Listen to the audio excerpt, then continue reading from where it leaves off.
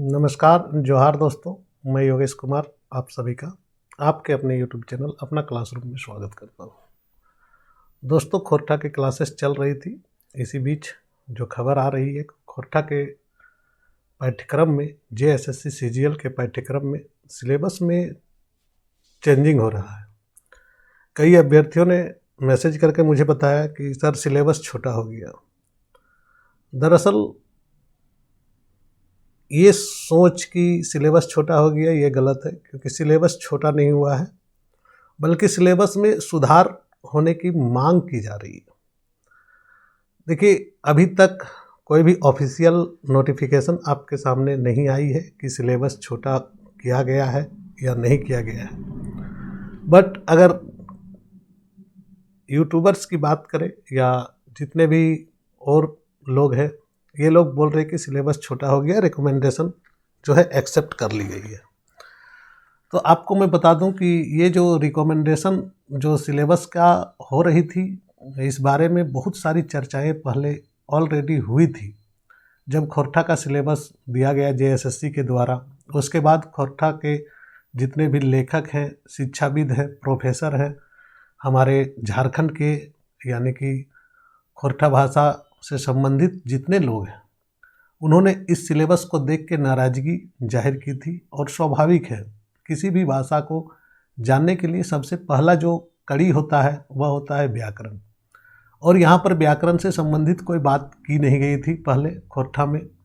तो उन लोगों का कहना था कि खोरठा का व्याकरण के बिना किसी भाषा का डायरेक्ट रख देना यह तो कहीं से भी उचित नहीं है, क्योंकि कई बच्चे ऐसे हैं जो खोरठा बैकग्राउंड से नहीं है और वे अगर सब्जेक्ट को चूज करते हैं तो किस प्रकार से वे समझेंगे, बातों को क्या रूल्स है ये कैसे जानेंगे, खोरठा का क्या वैल्यू है ये कैसे जानेंगे। इस कारण से इन लोगों के द्वारा यानी कि जो शिक्षाविद हैं हमारे खोरठा के, जो प्रखर विद्वान जिसे बोला जा सकता है, हमारे गुरुजन, उन लोगों के द्वारा एक रिकमेंडेशन JSSC को दी गई थी। जब ये विज्ञापन आया था यानी कि जो सिलेबस लॉन्च की गई थी, उसी समय रिकमेंडेशन दी गई थी।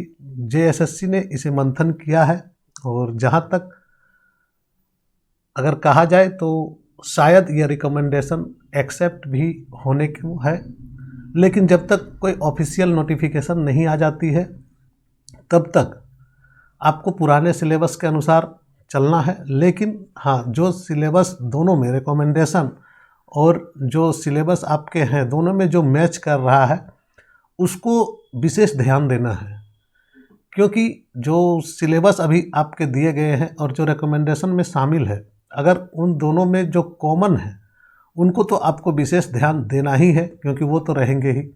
और अगर कुछ और भी मंथन होती है, नई चीज़ें कुछ सामने आती है, तो उस बारे में भी हम लोग चर्चा करेंगे।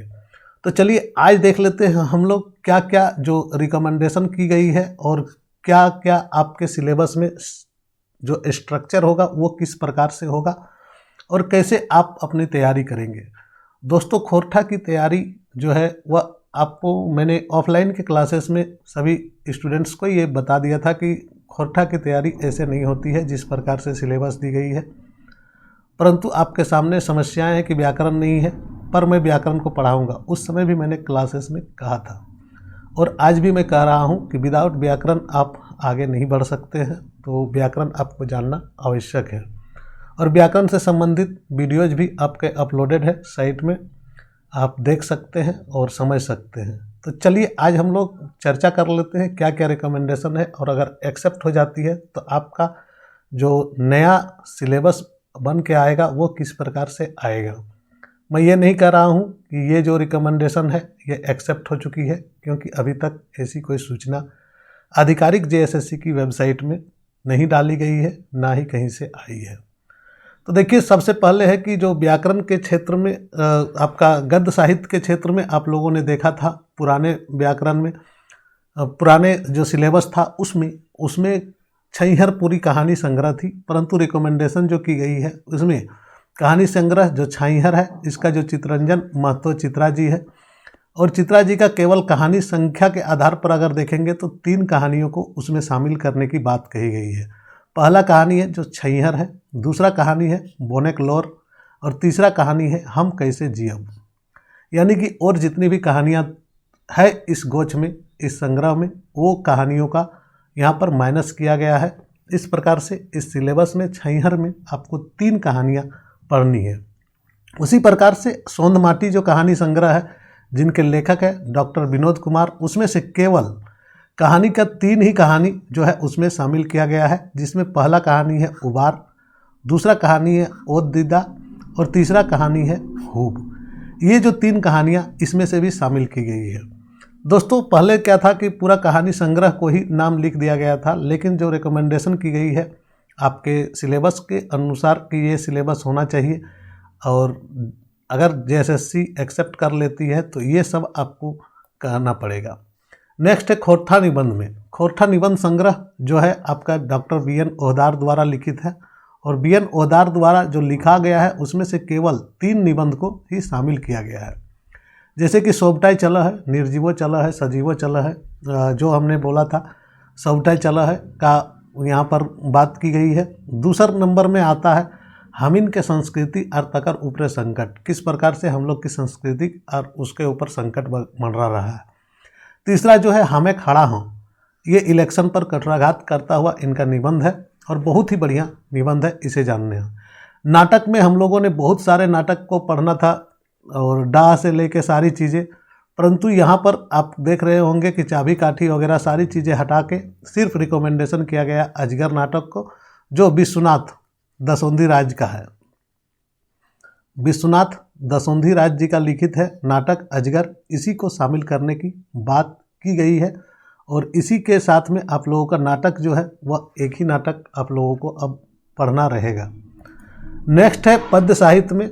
पद्य साहित्य में खंडकाव्य के अंतर्गत आपको जो है दामोदरक कोराय आपको पढ़ना है, जो कि श्री शिवनाथ परमाणिक के द्वारा लिखा गया। इसमें से भी जो दामोदरक कोराय है उसमें से भी केवल 2 सर्ग पढ़ना है, यानी कि 2 सर्ग में पहला सर्ग है आपका मेला और दूसरा सर्ग है सरंची कमल का जो प्रेम कहानी है, जो मिलन है, कैसे जंगल में मिलते हैं, कैसे उनके साथ में बाघ के साथ किस प्रकार से लड़ाई होता है, वही सरंची कमल का मिलन के बारे में कहा गया है। नेक्स्ट इसमें ख नंबर में देखेंगे पद्य साहित्य में तो आंखिक गीत जो है कविता संग्रह, इसमें कवि श्रीनिवास पानुरी जी द्वारा लिखित है और इसमें केवल 5 कविताओं को शामिल किया गया है, जिसमें संख्या कविता नंबर 1, कविता नंबर 10, 22, 33 और 51 को शामिल किया गया है। और नेक्स्ट है खोरठा काठे पैदक खाड़ी में भी केवल जो कवि है A.K. झा जी का 3 कविता को शामिल किया गया है, जिसमें है आपका चिन्फन मानुष, स्वागत और लवतुन जुगुत भावात। ये 3 ही कविताएं इसमें भी शामिल की गई है। दोस्तों नेक्स्ट है जीवनी संस्मरण और यात्रा वृत्तांत के तहत क्या क्या है ये जान लीजिए। पहले के सिलेबस के आधार पर मैं बात नहीं कर रहा हूँ, जो अभी संशोधित पाठ्यक्रम आपके आने वाले हैं उसमें आपको समझना है। तो इसमें है जीवनी में आपका शेख भिखारी का और बिरसा मुंडा का।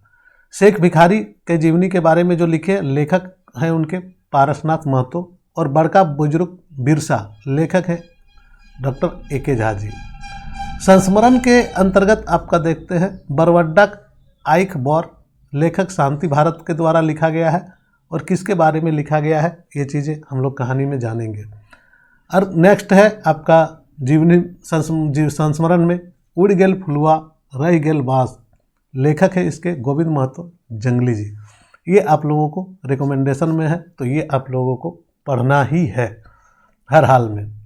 नेक्स्ट यात्रा वृत्तांत जो है इसके तहत आप लोगों को पढ़ना है दार्जिलिंग और गंगटोक के यात्रा, लेखक चतुर्भुज साहू द्वारा लिखित है और यह यात्रा वृत्तांत है और यात्रा वृत्तांत में एक ही यात्रा वृत्तांत को इस बार शामिल किया गया है। अगर ये सारी चीज़ें एक्सेप्ट हो जाती है तो तब इसके साथ में आपका जुड़ जाता है क्या, उधर हटता है तो इधर जुड़ता है क्या आपका व्याकरण। व्याकरण में आपको सभी चीज़ें अब लगभग पढ़नी है। खोरठा में संज्ञा किसे कहते हैं, संज्ञा किसे कहते हैं, सर्वनाम किसे कहते हैं, उसके भेद, लिंग निर्णय, लिंग निर्णय को आपको पढ़ना है, किस प्रकार से परिवर्तित करते हैं वो, सर्वनाम कैसे आता है, वचन आपको पढ़ना है, एक वचन, द्विवचन, बहुवचन, काल, तीनों काल आपको पढ़ना है, भूत, वर्तमान और भविष्य तीनों काल आपको पढ़ना है, कारक, कारक के चिन्ह, कारकों के द्वारा आपका जो एग्जाम्पल दिए जाएंगे उससे कारक को चुनना, कौन से कारक है, समास, समास के भेद, उनके ऑब्जेक्टिव्स, उपसर्ग, अगय, प्रत्यय, पेछाड़ और गद्यांश।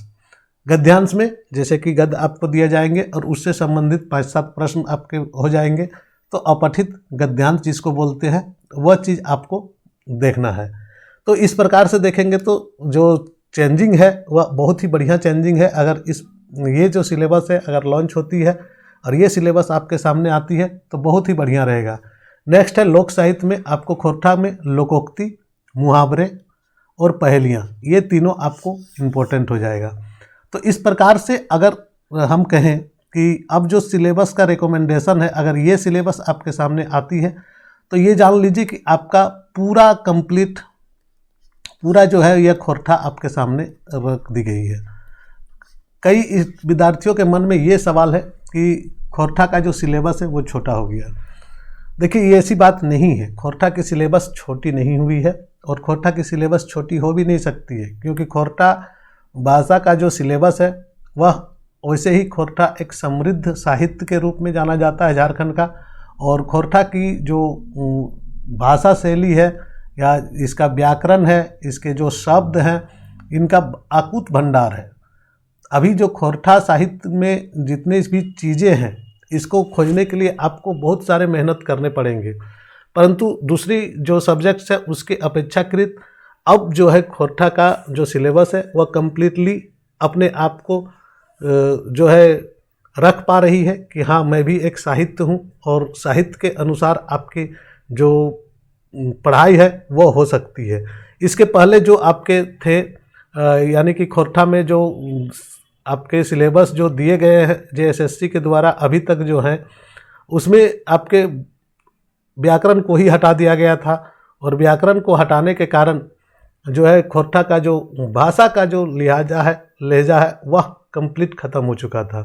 तो ये जो सवाल है कि क्या वाकई खोरठा का सिलेबस बदल गया है, तो हम कह सकते हैं कि अभी इंतज़ार करिए थोड़ा सा, हो सकता है ये जो बदलाव है ये आपके सामने आ जाए, और ये बदलाव आपके सामने आएगा, और अगर आ जाती है तो आप लोगों के लिए अच्छा ही है, बल्कि एक भाषा को बहुत बढ़िया से और बेहतरीन ढंग से आपको पढ़ने का भी मौका मिलेगा और इससे नंबर भी उठाने में आसानी होगी।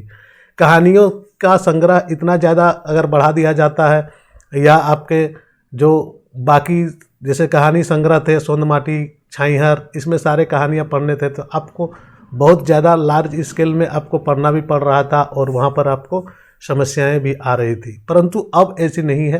अगर ये सिलेबस लॉन्च हो जाती है और ये सिलेबस अगर मान ली जाती है तो आपके लिए भी सुविधा होगा, और खोरठा भाषी जो लोग हैं उनके लिए भी बहुत ही बेहतरीन हो जाएगा। आशा करते हैं कि JSSC उचित कदम उठाए और ये जो भाषा का जो अभी बातें चल रही है कि ये सिलेबस आ जाना चाहिए, अगर ये सिलेबस आपके सामने आ जाती है तो आपका यकीन मानिए कि आपकी तैयारी और बेहतरीन हो सकती है और आप ज़्यादा से ज़्यादा नंबर उठा पाएंगे। धन्यवाद, जोहार, जय हिंद, जय भारत।